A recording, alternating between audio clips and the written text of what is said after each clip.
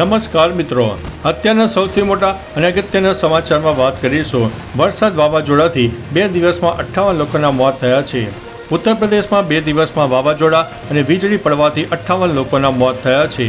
ફિરોઝાબાદમાં વાવાઝોડાને કારણે ઉડી ગયેલા ટીન શેડ સાથે અથડાતા એક મહિલાની તકલીફ થઈ હતી અને તેનું મૃત્યુ થયું છે. તો બીજી તરફ રાજધાની દિલ્હીમાં ખરાબ હવામાનને કારણે મેટ્રો સેવા પણ પ્રભાવિત થઈ હતી, જ્યારે 50થી વધુ ફ્લાઇટ મોડી પણ પડી હતી. હજુ પણ વરસાદની આગાહી આગામી 24થી 48 કલાક માનવામાં આવી રહી છે. મિત્રો, અન્ય મહત્વના સમાચારની વાત કરીએ તો 17 વર્ષીય સગીરા સાથે દુષ્કર્મ અને ધર્મ પરિવર્તનનું દબાણ. સાહેલ પઠાણ નામના યુવકે 17 વર્ષીય સગીરા સાથે 1.5 વર્ષથી લગ્નના નકામા વાયદા હેઠળ શારીરિક સંબંધ બાંધ્યા હોવાનો ગુનો કપુરાઈ પોલીસે પોક્સો એક્ટ હેઠળ નોંધીને તપાસ શરૂ કરી છે. સાહેલ પઠાણે તેને પ્રેમજાળમાં ફસાવીને લગ્નના વાયદા હેઠળ સંબંધ બાંધ્યા હતા. ત્યારબાદ જ્યારે સગીરાએ વિરોધ કર્યો ત્યારે સાહેલે તેના પર દબાણ વધારવાનું શરૂ કર્યું અને ધર્મ બદલવા માટે દબાણ કરવાનું ચાલુ કર્યું હતું. મિત્રો, અન્ય મહત્વના સમાચારની વાત કરીએ તો જો તમે અમારું પાણી બંધ કરશો તો અમે તમારા શ્વાસ બંધ કરી દઈશું, તેવું પાકિસ્તાને જણાવ્યું છે. આટલા એમણે ગુનાઓ આચર્યા છે આતંકવાદીઓને, તે પ્રોત્સાહન આપી રહ્યા છે અને હવે કૂતરાની પૂંછડી તે વાંકી. પાકિસ્તાની સેના હવે આતંકવાદીઓની ભાષા બોલી રહી છે. સેનાના પ્રવક્તા અહેમદ શરીફ ચૌધરીએ ભારતને ધમકી આપતા કહ્યું છે કે જો તમે અમારું પાણી રોકશો તો અમે તમારા શ્વાસ રોકી દઈશું. આતંકવાદી હાફિઝ સઈદે પણ પાકિસ્તાની સેનાના પ્રવક્તાને જે ભાષામાં નિવેદનો આપ્યા હતા તે જ ભાષામાં નિવેદનો આપ્યા છે. મિત્રો, અન્ય મહત્વના સમાચારની વાત કરીએ તો આ રાજ્યે માસ્ક પહેરવું ફરજિયાત કર્યું. કોરોનાના વધતા જોખમને રોકવા માટે આંધ્રપ્રદેશના આરોગ્ય, તબીબી અને પરિવાર કલ્યાણ વિભાગે ભીડભાડવાળા સ્થળો જેવા કે જાહેર પરિવહન, શોપિંગ મોલ, સિનેમા હોલ, પૂજા સ્થળો અને બજારોમાં માસ્ક પહેરવું ફરજિયાત કર્યું છે. આ ઉપરાંત નાગરિકોને સલામતીના નિયમોનું પાલન કરવા માટે એક વ્યાપક એડવાઇઝરી પણ જારી કરવામાં આવી છે. ક્રોનિક રોગોથી પીડાતા લોકોને સ્વસ્થતાના નિયમોનું પાલન કરવા પ્રોત્સાહિત કર્યા છે. મિત્રો, અન્ય મહત્વના સમાચારની વાત કરીએ તો આ જિલ્લામાં ભારે વરસાદની આગાહી.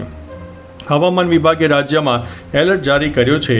હજુ પણ 25 મે સુધીમાં રાજકોટ, જૂનાગઢ, અમરેલી, ભાવનગર, ગીર સોમનાથ, ભરૂચ, સુરત, તાપી, નવસારી, નર્મદા, ડાંગ અને વલસાડ જિલ્લામાં છૂટાછવાયા સ્થળોએ વરસાદ પડી શકે છે.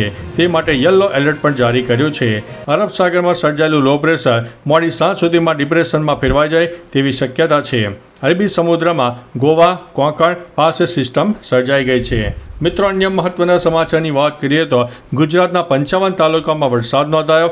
રાજકોટમાં સૌથી વધુ વરસાદ નોંધાયો છે. છેલ્લા 24 કલાકમાં ગુજરાતના 55 તાલુકામાં વરસાદ ખાબકી ગયો. સૌથી વધુ વરસાદ રાજકોટમાં 2.60 ઇંચ નોંધાયો. તો અમરેલીના વડિયામાં 1.89, સુરતના માંગરોળમાં 1.38, આણંદના તારાપુરમાં 1.02, જામજોધપુરમાં 1 ઇંચ વરસાદ પડ્યો. અપર એર સાયક્લોનિક સર્ક્યુલેશનના કારણે રાજ્યમાં ચોમાસા પૂર્વ વરસાદી માહોલ જામ્યો છે. હવામાન વિભાગે આગામી 6 દિવસ માટે હળવાથી ભારે વરસાદની આગાહી વ્યક્ત કરી છે. મિત્રો, અન્ય મહત્વના સમાચારની વાત કરીએ તો અભિનેત્રી અને તેની માતાને થયો છે કોરોના. ભારતમાં ફરી એકવાર કોરોના વાયરસના કેસ ઝડપથી વધી રહ્યા છે. બોલિવૂડ અભિનેત્રી નિકિતા દત્તા કોરોના પોઝિટિવ આવી છે. તેની સાથે તેની માતા પણ આનો ભોગ બની છે. અભિનેત્રીએ લખ્યું છે કે કોવિડ મને અને મારી માતાને નમસ્તે કહેવા આવ્યો છે. મને આશા છે કે આ બિન આમંત્રિત મહેમાન લાંબા સમય સુધી નહીં રહે. ટૂંકા ક્વોરન્ટાઇન પછી મળીશું. બધા સુરક્ષિત રહો. મિત્રો, અન્ય મહત્વના સમાચારની વાત કરીએ તો ભારે પવન ફૂંકાતા કેરીના પાકને થયું છે નુકસાન. સૌરાષ્ટ્ર, મધ્ય ગુજરાત સહિત ઉત્તર ગુજરાતમાં પણ પવનના સુસવાટા સાથે ભારે વરસાદ વરસી રહ્યો છે, જેના લીધે લોકોના જીવન ઉપર અસર પહોંચી રહી છે. તો ધોધમાર વરસાદના લીધે ક્યાંક પાણી ભરાયા છે, તેમજ વાવાઝોડું પણ ફૂંકાઈ રહ્યું છે, જેના લીધે ખેડૂતોએ વાવેલા પાકને પણ વ્યાપકપણે નુકસાન પહોંચ્યું છે. ભારે પવન ફૂંકાતા કેરી જેવા પાક ખરી પડતા ખેડૂતોને મોટા પાયે નુકસાની વેઠવાનો વારો આવ્યો છે. મિત્રો, અન્ય મહત્વના સમાચારની વાત કરીએ તો મોદીનું ભાષણ તણાવ વધારનારું છે તેવું પાકિસ્તાને જણાવ્યું છે. શુક્રવારે રાજસ્થાનમાં મોદીના ભાષણ બાદ પાકિસ્તાન ભડક્યું છે. પાકિસ્તાને નરેન્દ્ર મોદીના ભાષણને વખોડી નાખ્યું છે. પાકિસ્તાને નિવેદન બહાર પાડીને કહ્યું છે કે આવી વાતો મોદીના રાજકીય ફાયદા માટે કહેવામાં આવી રહી છે. આ ટિપ્પણીઓથી તણાવ વધવાની શક્યતા છે. કોઈ દેશ એટલે કે પાકિસ્તાન સામે લશ્કરી કાર્યવાહીની ધમકી આપવી અને બડાઈ મારવી એ UN ચાર્ટર અને આંતરરાષ્ટ્રીય કાયદાનું ઉલ્લંઘન છે. આ રીતે પાકિસ્તાન હજુ પણ પોતાની અવરચંડાઈ કરી રહ્યું છે. મિત્રો, અન્ય મહત્વના સમાચારની વાત કરીએ તો CM દ્વારા દેશના સૌથી લાંબા એડવેન્ચર ફેસ્ટનું ઉદ્ઘાટન. સાબરકાંઠાના ધરોઈ ડેમ ખાતે મુખ્યમંત્રી ભૂપેન્દ્રભાઈ પટેલે 45 દિવસ સુધી ચાલનારા ધરોઈ એડવેન્ચર ફેસ્ટનું ઉદ્ઘાટન કર્યું. દેશના સૌથી લાંબા અને રાજ્યના પ્રથમ એડવેન્ચર ફેસ્ટમાં બોટિંગ, જીપલાઇન, ક્યાકિંગ સહિત 10થી વધુ સાહસિક પ્રવૃત્તિઓ યોજાશે.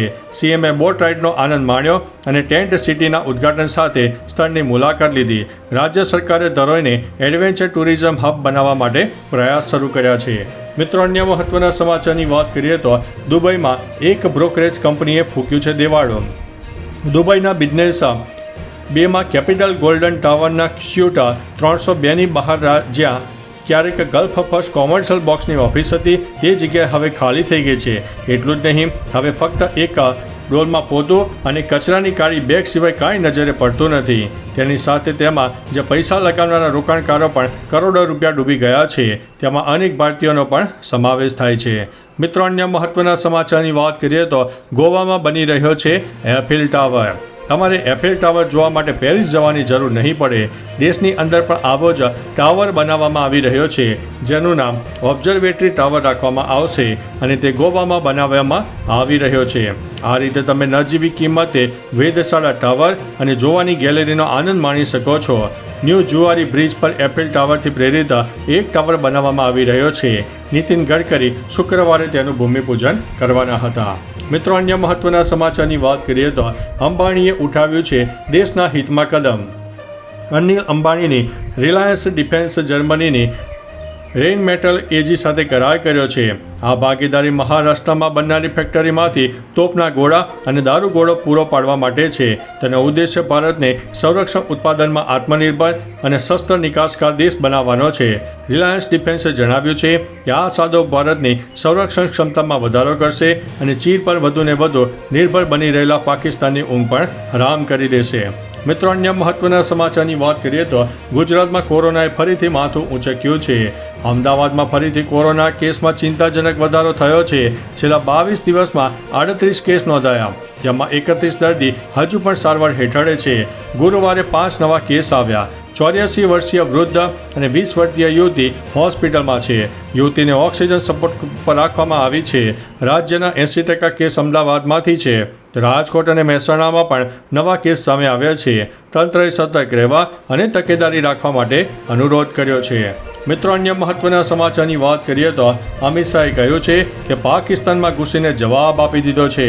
દિલ્હીમાં BSF પદવીદાન સમારોહમાં ગૃહમંત્રી અમિત શાહે કહ્યું છે કે પાકિસ્તાને આતંકી પ્રવૃત્તિઓ દ્વારા ભારતને પડકાર આપ્યો, જેનો ભારતીય સેના અને સરકારે યોગ્ય જવાબ આપ્યો.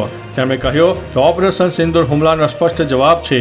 ભારતે પાકિસ્તાનમાં 100 કિલોમીટરની અંદર ઘૂસીને આતંકવાદીઓના ઠેકાણાઓ નષ્ટ કર્યા. તેમણે BSFની પ્રશંસા કરતા કહ્યું કે જ્યાં સુધી BSF છે, પાકિસ્તાનની સેના ભારત તરફ આગળ વધી શકશે નહીં. મિત્રો, અન્ય મહત્વના સમાચારની વાત કરીએ તો વાવાઝોડાનો ખતરો ટળ્યો કે આવશે.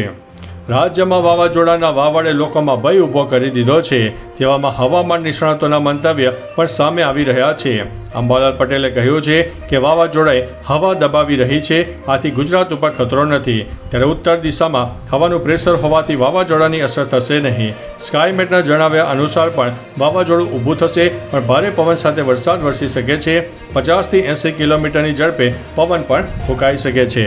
તો ચાલો મિત્રો, ફરીથી દેશ અને દુનિયાના સુપરફાસ્ટ સમાચાર લઈને મળતા રહીશો. ત્યાં સુધી અમને રજા આપશો. નમસ્તે.